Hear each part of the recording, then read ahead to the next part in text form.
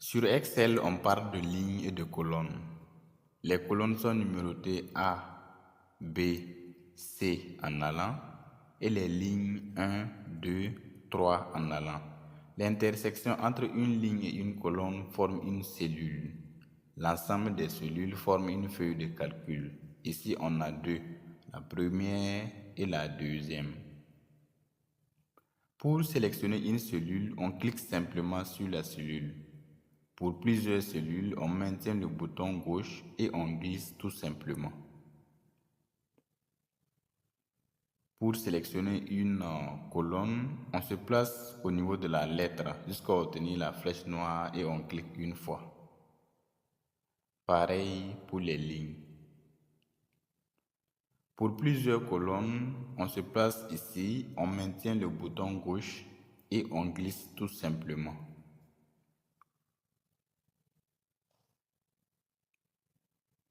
Il en est de même pour les lignes.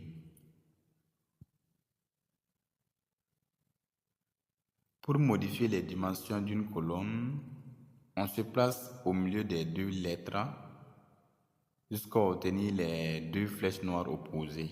On maintient la touche gauche et on glisse tout simplement. Et voilà, les dimensions ont été modifiées. C'est pareil pour les lignes.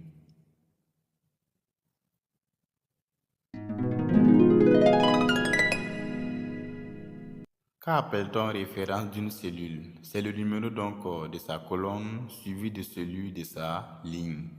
Par exemple, cette cellule a pour référence C7, celle-là B2, ici G2. Donc c'est le numéro de la colonne suivi de celui de la ligne. Pour déplacer une cellule, on maintient le bouton gauche au bord ici et on glisse tout simplement.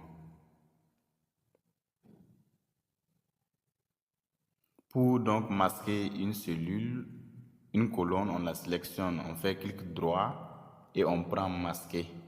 Et vous allez voir, vous voyez la cellule, la colonne C a été masquée.